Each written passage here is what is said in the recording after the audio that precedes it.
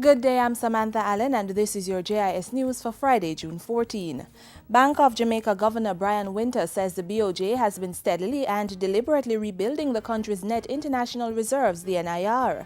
The increasing NIR serves to settle concerns over the last 2 years regarding declining reserves over the period.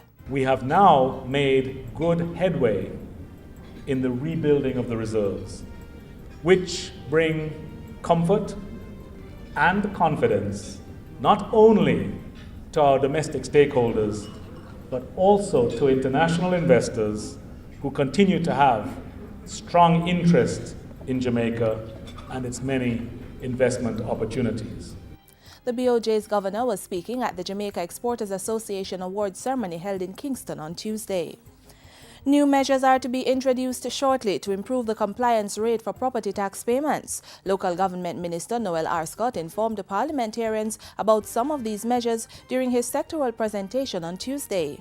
Persons and companies seeking tax compliance certificates will have to demonstrate that the premises from which they are operating have fully paid their property taxes. No approval of building plans or subdivision plans will be granted unless all property taxes are paid. The Stamp Office will also be implementing guidelines to ensure proof of property tax payments before sales agreements can be stamped. The ministry hopes to collect $7.26 billion in property taxes this fiscal year. A call has been made for members of the opposition to partner with the government so that the Logistics Hub initiative can be successful. The call was made by Industry, Investment and Commerce Minister Anthony Hilton at a recent press conference. Join the government in a spirit of national unity on this transformational initiative so that we may all benefit from this truly historic opportunity. In the meantime, Minister Hilton says the micro, small and medium-sized enterprises policy will link the sector to mega projects associated with the Logistics Hub initiative. With the expansion of the Panama Canal scheduled for completion by 2015, Jamaica is upgrading its ports and other infrastructure to take advantage of the shifts in global trade and become the logistics hub of the Americas. Child labor is closer to being eradicated in Jamaica as the government continues to work with the International Labour Organization, the European Union and local partners to see this happen. Minister of Labour and Social Security Derek Kelly says child labor education has been integrated in various relevant national plans. The dynamic country program we have adopted and are pursuing seek to strengthen the capacity of national and local authorities, social partners and civil society in the formulation and implementation as well as enforcement of policies to fight the scourge of child labor.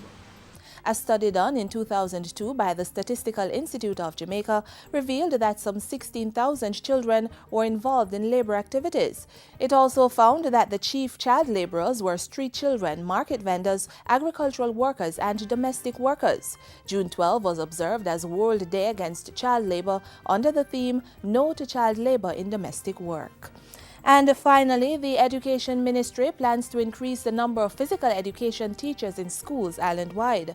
Portfolio Minister Reverend Ronald Thwaite says more students need to be active and therefore more teachers need to be trained in this area.